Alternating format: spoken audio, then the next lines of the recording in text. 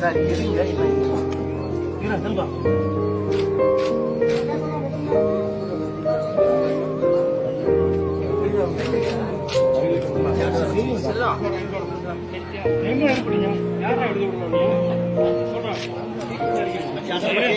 நம்ம யாரும் சரிப்பா ஒரு ஆள் மட்டும் தான் சார் அதனால